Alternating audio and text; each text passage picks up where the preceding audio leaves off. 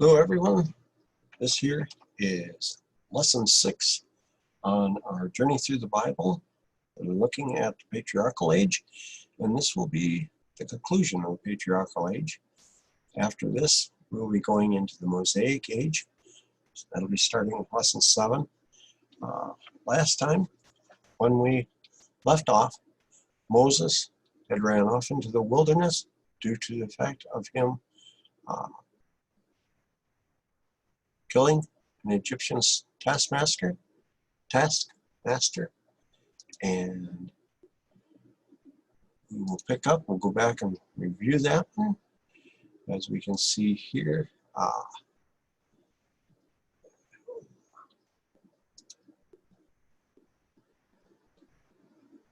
see if I can get this on where we can go and get this better. There we go. Learning a little about this. You can see that in Moses' childhood, we talked about this on our last one.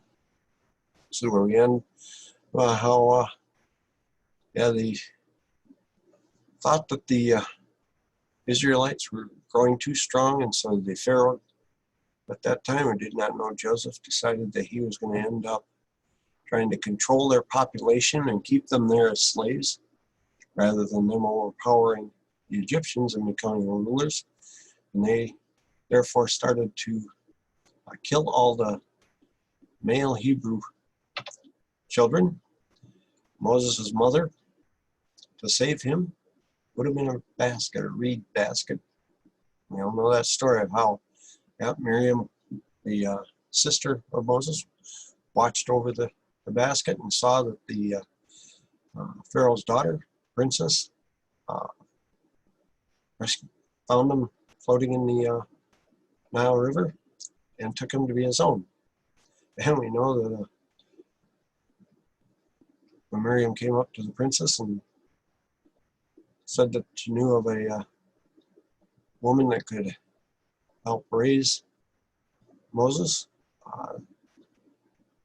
the Pharaoh's daughter thought that would be good, and so Miriam just took Moses back to his mother, and until Moses was weaned and able to be there in the palace. Moses' mom brought him up. That's how he learned about his Hebrew background.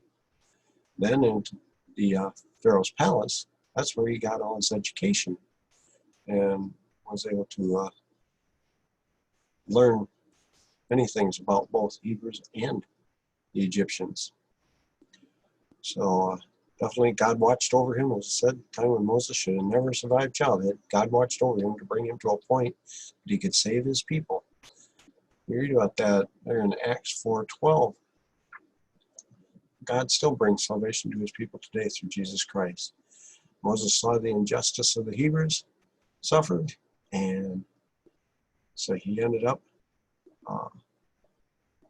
defending the Hebrew, and in doing so ended up killing the Egyptian taskmaster.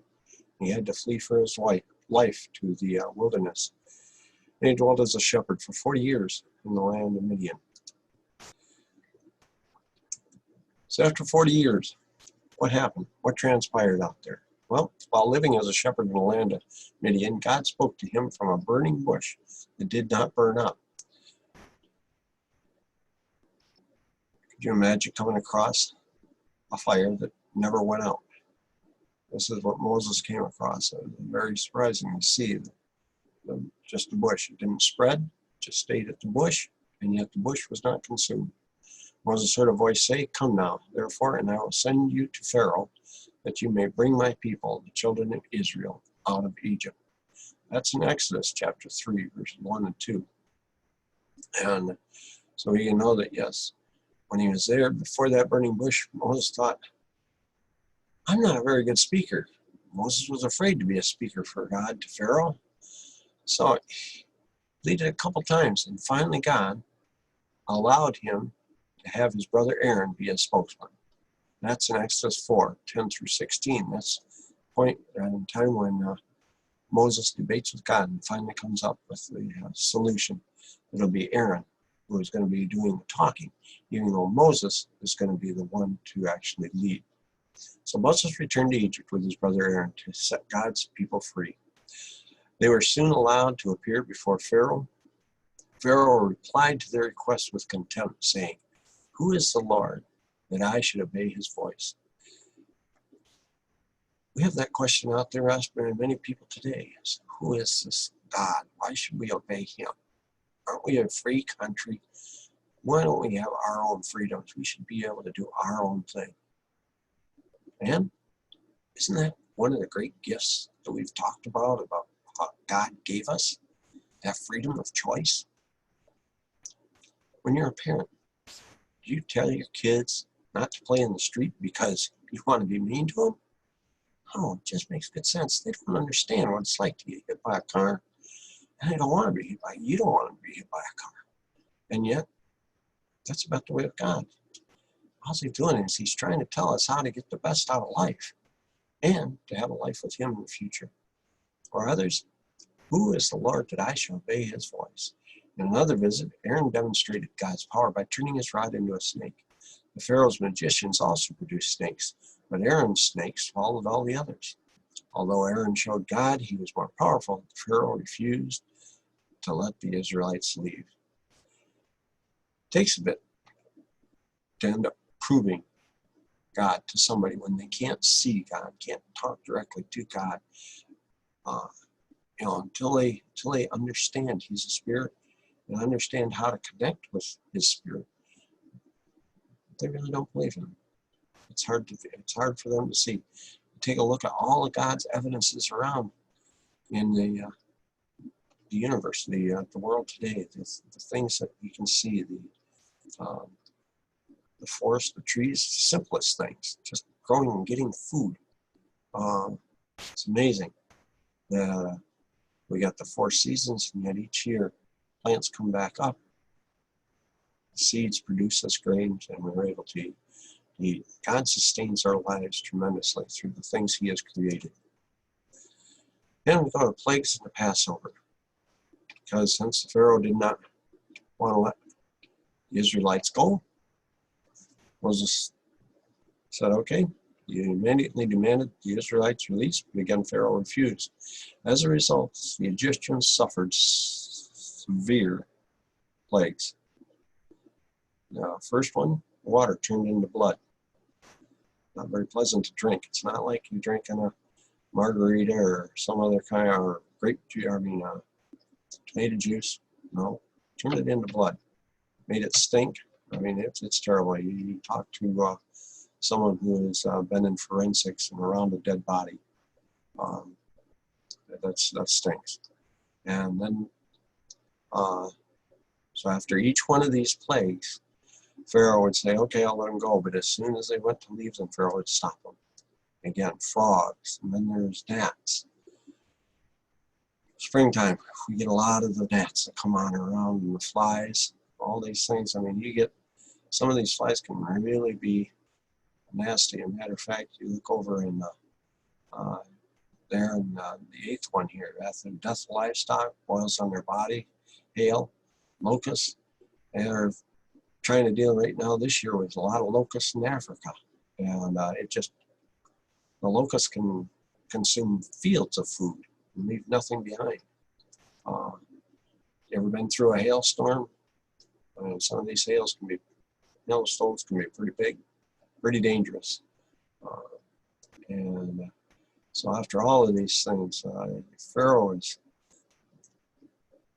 pleading to make it stop, and so he had promised them that they'd let him go if it stopped, and when it stopped, then he had changed his mind. The 9th one was that of darkness. Now, it's one thing to be in the night. We got night vision now. Darkness was such that you couldn't even see your hand in front of your face, and that was without, there's no light. There's like walking blind, and people having to live with blindness. After each plague, Pharaoh again would plead for forgiveness, but once the plague was gone, he would retain the Hebrew people and not let them go. These are covered in 4 chapters, 7, 8, 9, and 10 of Exodus. That's why many deny that there is a God or that they do not need God. God makes himself visible every day in the things around us. Will we accept deliverance? This is the one thing. When you sit there and you see what God did for the Israelites, what he did to the Egyptians, that's like Satan. Satan's got us bound up. Will we accept the deliverance? Well, what is the deliverance? Turning to God and let God lead us out. And just like Moses, we have a leader. Jesus Christ is our leader. He will lead us out. The 10th and final plague, that would be the death of the firstborn. To protect the Israelites, God directed them to kill a lamb and sprinkle the blood on top of the door opening. The meat was then to be eaten, and everyone was to be dressed and ready to leave, for they would have to leave in a hurry. This feast was to be a yearly ritual as a reminder of their deliverance from slavery. That's in Exodus chapter 12. This is one thing God knew. The death of the firstborn, when it got there, and then Pharaoh's firstborn, it's one thing to have all the hail, the locusts, the frogs, and you take the leader. People usually suffer the most when something like that happens, and the leaders are the ones that are protected. You know, our president, he's got all the bunkers to hide in. He's got the, Air Force One to fly in. He's got the motorcades. He's got the protection. Things that happen to normal people every day don't happen to the boss, the big names, the kings, the leaders, the political leaders of the world. Those guys are protected very well by the armies and all of their bodyguards. But death of the firstborn, that even reached him. And when that happened, and he knew that there was death being caused, changed Pharaoh's mind, and he let them go. Not for long, because as you can see, once they left, just like this, God knew what was going to happen, and he had them eat and be ready to leave in a hurry. Yes, he had a way to where the angel of death would know what house not to enter, and that was by putting the blood of the lamb on the doorpost. And this is what became known as the Feast of the Passover. This was to be a yearly reminder of how God delivered them from slavery in Egypt. And today, about the same thing. The blood of Christ, we need to have that cleanse us from sin, so that when we stand before God, second death passes us over. So Israel leaves Egypt. Great story, and they've made movies on this about the Red Sea, and the actors, all portrayals that they've had of this crossing of the Red Sea. That was the last plague hit the Pharaoh hard. And he told Moses to take his people and leave. Soon after, the Egyptians gave chase, and safety would only come once the Egyptian army had been defeated. That is where we pick up as we enter into the Mosaic Age on our next study. Hebrews 1 and 2 tells us that in the beginning, God spoke to the fathers directly. They did not have any written accounts until what they received during Moses' time, and from there on. That's the Patriarchal Age. And that's what we've been looking at, is how God has spoken to the heads of the house. We know, walked there with Adam and Eve in the garden. We know that he ended up talking with Noah. It was Noah. He directly dealt with Noah, saved his family. Abraham. God directly talked to Abraham and had him leave city Ur and go on a journey. And then from Abraham, we also know that he was with Isaac, but he talked directly to Isaac. He talked directly to Jacob. And then with Joseph going down and saving his family there.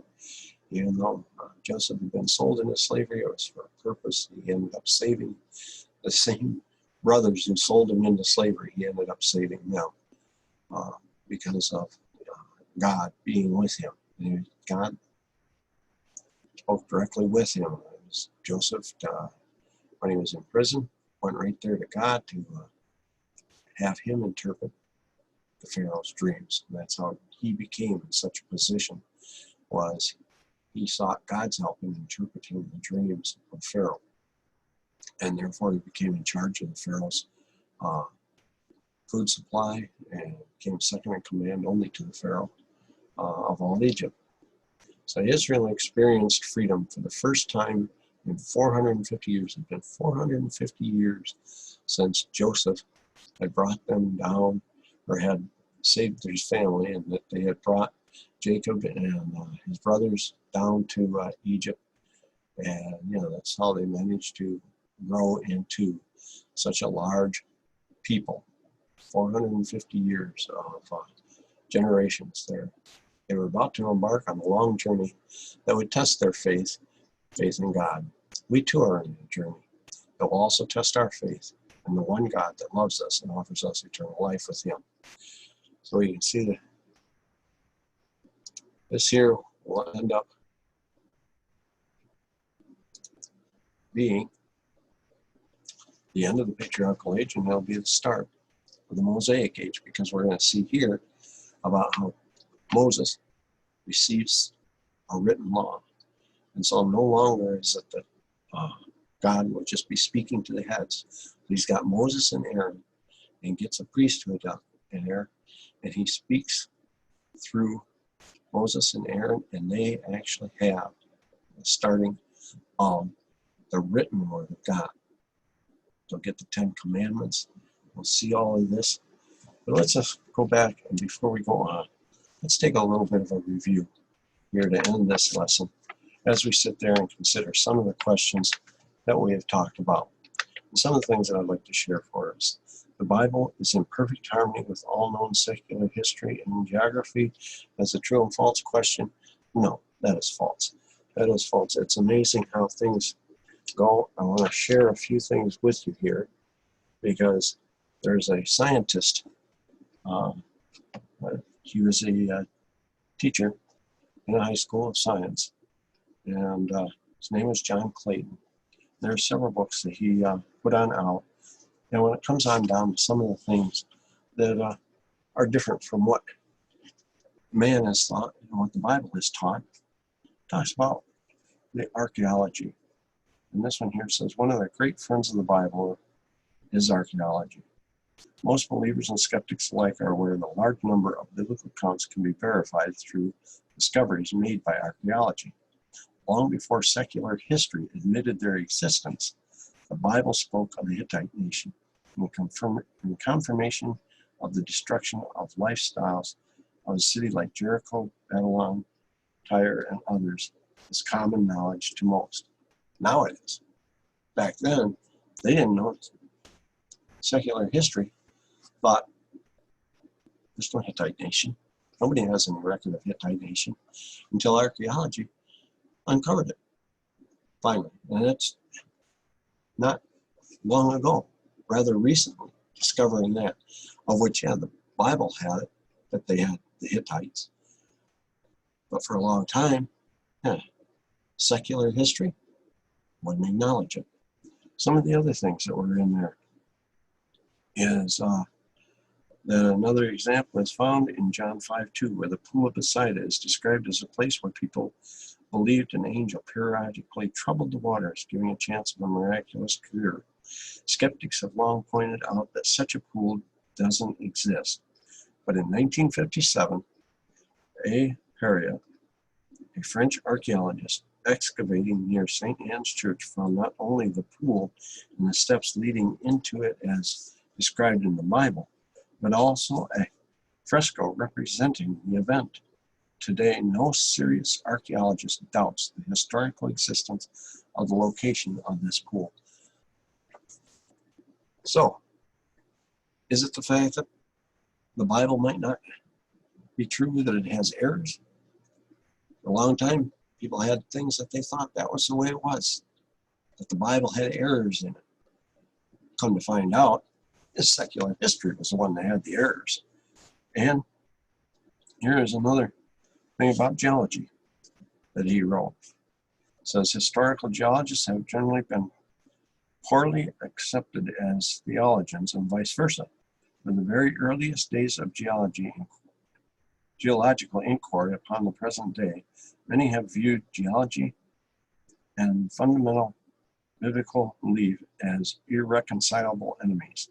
The most basic reason for this has been arguments over the issue of time, but there have been many bones of contention. It is my conviction that the two fields are in close harmony, if not complete agreement. We have had some bad science in the past, and we still do. We have had some bad theology in the past, and still do. But the geologic record, when viewed carefully, does a good job of supporting the biblical record. There are two things we must keep in mind when we begin this study. The Bible does not claim, nor is its purpose to reveal everything about the creation. And two, there are some questions the scientist must realize fall out of his area of investigation and must be regulated to other disciplines such as philosophy, theology, and etc. Let's take a careful look at the biblical account and see what agreement and or contradiction, if any, we can find. The ultimate question we wish to answer is the Bible accurate in this field as in others as we have studied or not? So he goes on and he talks about creation. The fact of, okay, time-wise, did you do this all in 6 days? And as we had talked about and pointed out, that there was quite a bit of things answered in Genesis chapter 1. One thing we know is, what came first, the chicken or the egg? The chicken came first. One of the things he points out here that I thought was interesting is the focus on the attention in the Bible is that land is that of the land and ocean masses. Notice when the Bible describes the formation of the land and sea, it says, "Let the land," singular, appear, and let the waters be gathered together in one piece. Again, we're going way back to Genesis 1. The Bible clearly indicates that this early age there was one land mass and there was one sea. Geologists have attached the name Pangaea to this one land mass. Within the past 10 years, and of course this was written in the 70s, so back in the 60s, overwhelming evidence has been presented which proves beyond any reasonable doubt that convection cells within the liquid mantle of the earth have separated the continents to their present position. So again, yes, there was one land mass and one great ocean, sea. And that we now have continents, and as you fit continents together, this is one thing that now is taught, how land separated and we have our continents. And actually our continents are still drifting. And so there is still slight changes. It's what the mountain range forms our mountain ranges, everything else. So God has several proofs there to show of his creation. Some other things I'd like to ask, and all that, and a true and false question, is if you wanted to answer true or false. A man's body is only the temporary house of the spiritual man or soul. There in creation. What is it? God, man, when he created man, he formed out of the ground, and he breathed life, the gift of life into it. That breath, that's from God. That there is something that the spiritual man definitely is one that is inside this temporary body, because this body is going to return to the dust someday. And we know that happens. It's definitely still present today in this day and age, that our bodies wear out and that it returns to the dust from where it came. But our spirit, that is something that's God breathed. That's a part of God that's in us, that lives on. Also, the other thing I would like to talk about is true or false. Since Cain's sacrifice was at least some form of worship, God was pleased with it. Again, that was false. We know that there, in the account of Cain and Abel offering sacrifices to God, God regarded Abel's better than Cain's. And so, just because you're thinking you want to worship God, God likes it done his way. Kind of like mom and dad. You know, you sit there and mom and dad say clean your room, and so you take one sock and you put it over on the drawer and you think you're done. It's not going to please mom and dad very well. They want the room clean. They ask you to clean the room. It's the same way with God. God has given us instructions. He hasn't left us alone. He hasn't left us in the dark. He's asked us, kind of like, hey, how about giving me a call on Father's Day? And all of a sudden, you know, you've got kids that moved on and comes around, all of a sudden, September, oh, happy Father's Day, Dad. Well, Father's Day was back in June. What are you doing now? You know, you didn't think of me back then. God's the same way. He just wants to know that you're thinking of him, just like he's thinking of you. He sends blessings every day. So he just wants you to think of him as much as he thinks of you. Another thing I'd like to talk about is if that spiritual death. Does it mean an end of time, physical death, or separation from God by sin? And that's what we can see there in the garden when God told Adam and Eve that if they took of that fruit, the tree of the knowledge of good and evil, that they would surely die. Well, it started their physical death because they were separated from the garden and they didn't have access to the tree of life. But that separation from God, sin separated them from that garden, separated them from walking that garden with God. So that spiritual death, that was the separation from God. And then if we go to 2 Peter 3:9, we know this here. The answer to this, it says, the Lord is not willing that any should what? Repent, have freedom of choice, or perish. Well, the Lord is not willing that any should perish. He gives us freedom of choice. But he prays, he wants all of us not to perish. But sin separates us from it. It's our choice. If we choose to walk away from God, that is what is going to happen. So, we complete our look at the patriarchs. And we're going to go into seeing about the law of Moses. We know that there is what he has delivered through Moses. God delivered it through Moses to the Israelites. And this Mosaic Age is going to take us all the way through the life of Christ, because Christ lived under the law of Moses. He had not died yet. He had not risen. He had not established his kingdom then until after his resurrection. And we're going to see that. We're going to actually read and find out just how it is that God dealt with man from the time of Moses after he led them out of slavery in Egypt all the way up until the time of Christ. Thank you for joining me, and look forward to our next lesson. Hope to see you then.